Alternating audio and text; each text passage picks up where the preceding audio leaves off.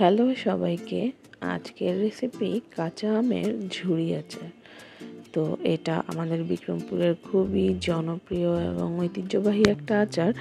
এই আচার বানানোর জন্য আপনার যা লাগবে তা হচ্ছে কাঁচা আম। তো দেখতেই পাচ্ছেন কাঁচা আম নিয়ে নিয়েছি। তো দেশ ও দেশের বাহিরে যে যেখান থেকেই আমার এই ভিডিওটি দেখে থাকেন না কেন সবাইকে জানাচ্ছি আন্তরিক অভিনন্দন।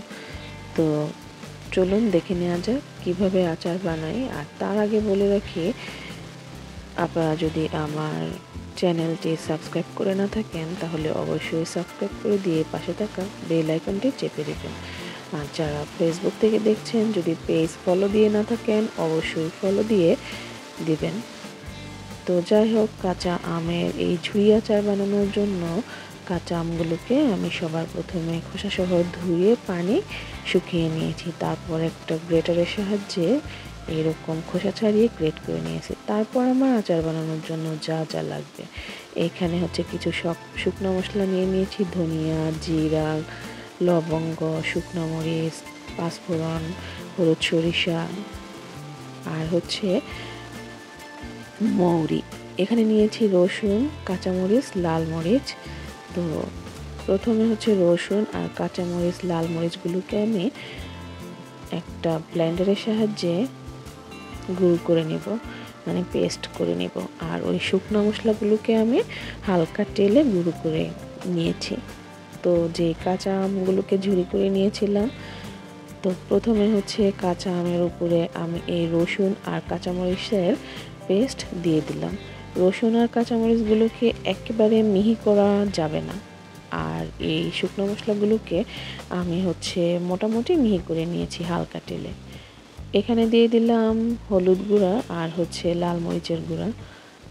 তো এখন একটু মিক্স করে নেব। তারপর আমার যেটা লাগবে সেটা হচ্ছে লবণ। আর এই আচার বানাতে কিন্তু অবশ্যই ভিনেগার লাগবে। তো আমি এখন একটা চামচের সাহায্যে এগুলোকে মিক্স করে নেব। তো খুব সুন্দর করে মিক্স করে নিচ্ছি। এই আচারটা কিন্তু আপনার চুলায় জাল দিতে হবে না। চুলায় জাল দেওয়ার ঝামেলা ছাড়াই আপনি এই ঝুরি আচারটা বানিয়ে নিতে পারবেন।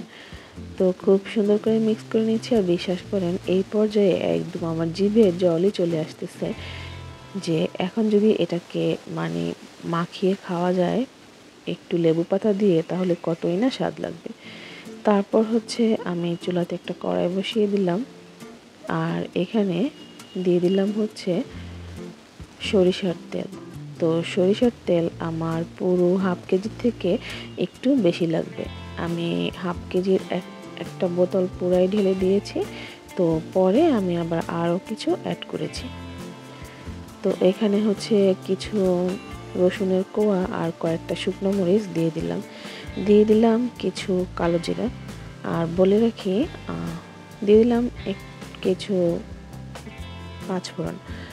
আর ওই আচারটাতে যেহেতু ভিনেগার লাগবে, আমি কিন্তু আচারে ভিনেগার মিক্স করে রেখেছি।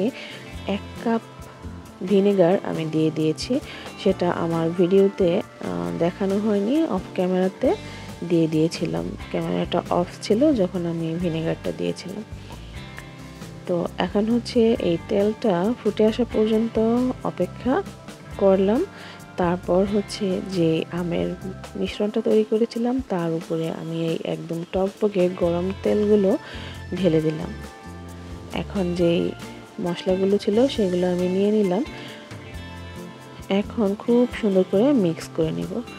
আর একটা কথা বলে রাখি, এই আচারটাতে কিন্তু ঝুরি করার পরে আর হাত লাগানো যাবে না, সম্পূর্ণ চামচ দিয়ে নাড়াচাড়া করতে হবে। এখানে কোনো পানির স্পর্শ করা যাবে না, আর চামচও ভিজা রাখা যাবে না। আর আচার ভালো রাখার জন্য আপনাদেরকে একটা টেকনিক দিয়ে রাখি, আচার অবশ্যই শুকনো কাচের বয়ামে রাখবেন। কাচের বয়াম ভালো করে পরিষ্কার করে ধুয়ে নিয়ে রোদে শুকিয়ে টিস্যু বা পাতলা সুতি কাপড় দিয়ে মুছে নিয়ে তারপর হচ্ছে শুকনো চামচ দিয়ে আচার কাচের বয়ামে রেখে ঢাকনা দিয়ে রাখবেন। দীর্ঘদিন ভালো থাকবে এই আচার। মাঝে মাঝে পারলে একটু রোদে দিবেন। তো এখন আমি মিক্স করে নিলাম। আর দেখেন আচারের রঙটা কত সুন্দর আসছে। তো বলেছিলাম আমার একটু তেল কম হয়ে গিয়েছিল, হাফ লিটার দেওয়ার পরেও আমি আরও কিছু তেল গরম করে এখন আবার উপর দিয়ে দিলাম। এই আচারটার নিয়ম হচ্ছে সম্পূর্ণ তেলে ডুবে থাকবে, তাহলে এই আচারটা ভালো লাগবে। আর এই আমের উপর থেকে যে তেলটা দিলাম, এই তেলটা একদম ভেসে থাকবে, আচার খেতেও কিন্তু অনেক সুস্বাদু লাগবে। আর এই তেলটা দিয়ে আপনি মুড়ি মাখিয়ে খেতে পারবেন, খিচুড়ি রান্না করে খেতে পারবেন, আবার হচ্ছে আলু ভর্তা করেও খেতে পারবেন। খুব খুব মজা হবে। তো আবার খুব সুন্দর করে মিক্স আপ করে নিলাম। এখন হচ্ছে আমি কয়েক ঘন্টার জন্য রেখে দিব, ঠান্ডা হওয়া পর্যন্ত অপেক্ষা করব। সম্ভব হলে একটু রোদে দিতে পারেন, আর সম্ভব না হলে কোনো সমস্যা নেই। তো দেখেন আমি ছবি তোলার জন্য একটু চামচ দিয়ে উঠিয়ে উঠিয়ে দেখছিলাম, আর একটু খুব সুন্দর করে মিক্স করে দিচ্ছিলাম। যেহেতু একেবারেই কাঁচা আম, এখানে যেহেতু হাত লাগানো যাবে না বা হচ্ছে জাল করব না, তাই চামচ দিয়ে একটু নেড়েচেড়ে নিচ্ছিলাম। এখন হচ্ছে এটাকে ঠান্ডা হওয়ার জন্য অপেক্ষা করব। তারপরে হচ্ছে আমি বয়ামে ভরে নিব। দেখেন আমের সাথে কিন্তু তেলটা মিশে গিয়েছে এবং উপর থেকে তেল ভেসে ওঠা শুরু করেছে। তো আমার বাসায় আজকে রৌদ্র ছিল, আমি কিছুক্ষণ মানে যতক্ষণ রৌদ্র ছিল ততক্ষণ আমি রোদ্রে রেখেছিলাম। রোদ থেকে এনে আপনাদেরকে দেখাচ্ছি। আর তেলের রঙটা কিন্তু খুবই সুন্দর। চেষ্টা করবেন একটু ভালো কোয়ালিটির তেল ব্যবহার করতে। তো তেলে অনেকক্ষণ থাকার পরে আচারটা কিন্তু অনেকটাই সেট হয়ে গিয়েছে।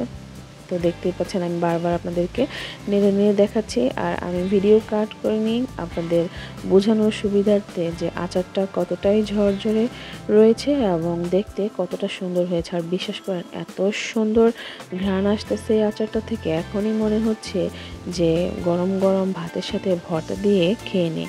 তো আমি আরও কিছুক্ষণ নেড়ে চেড়ে নিলাম আর বারবার আপনাদেরকে দেখানোর চেষ্টা করতেছি। যাই হোক, এটা খুবই একটা সহজ রেসিপি, খুবই ঝামেলা কম এই রেসিপিটা বানাতে।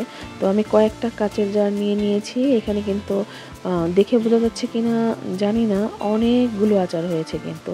তো আমি হচ্ছে বাসায় যে কাচের বয়মগুলো ছিল ওগুলো খুব ভালো করে ধুয়ে শুকনো কাপড় দিয়ে মুছে শুকিয়ে নিয়েছি। এখন এই চামচের সাহায্যে আমি আচারগুলোকে ঢেলে নিচ্ছি। তো কাচের যে জেলির বোতলগুলো ছিল সেগুলোকে আমি ব্যবহার করতেছি। আপনারা চাইলে কিনে নিতে পারেন নতুন বয়াম। তো আমার ঘরে থাকা এই কাচের জারগুলোর ভিতরেই আমি আচারগুলো সব একে একে ছেদ করে নেব। এখানে আমি বলে রাখি 2 কেজি আম নিয়েছিলাম, আর 2 কেজি আমে আমার 4 বয়াম আচার হয়েছে। আপনারা দেখতে পাবেন একটা বড় বয়াম আর হচ্ছে 3টা ছোট বয়াম। তো একে একে আমি সবগুলো আচার বয়ামে ভরে নিচ্ছি এবং আপনাদেরকে দেখাচ্ছি। তো কে কোথা থেকে আমার এই ভিডিওটি দেখলেন সেটা কিন্তু অবশ্যই কমেন্ট করে জানাবেন। আপনাদের কার কার অঞ্চলে এই আচারগুলো বানায় সেটাও জানাতে পারেন, আর কে কীভাবে বানান সেটাও জানাতে পারেন। আর কেউ যদি এইভাবে না বানিয়ে থাকেন অবশ্যই আচারটা বানিয়ে খেয়ে দেখবেন, এটা খুবই খুবই মজা। তো দেখেন এই যে আমার কিন্তু 3টা বয়ামে স্টোর করা হয়ে গিয়েছে। এখন যে বাকি আচারগুলো আছে এটা আমি একটা বড় বয়ামে নিয়ে নেব। তো দুঃখিত, একটু নয়েজ আসলো যেই কারণে।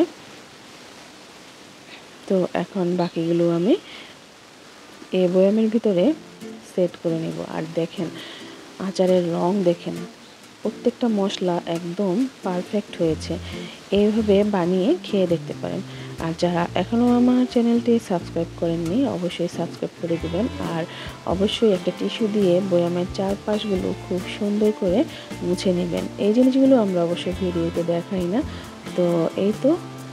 আর আচারের উপর থেকে এরকম কিন্তু তেল ভেসে থাকতে হবে, না হয় কিন্তু আচারগুলোতে ফাঙ্গাস চলে আসবে। আর এখন সম্ভব হলে ঢাকনা সহ 4 থেকে 5 দিন আচারগুলোকে একটু রোদে দিবেন। তো দেখবেন আচার একদম অনেক অনেক দিন ভালো থাকবে। তো আজকের ভিডিও এখানেই শেষ করব। সকলে ভালো থাকবেন, সুস্থ থাকবেন। আসসালামু আলাইকুম।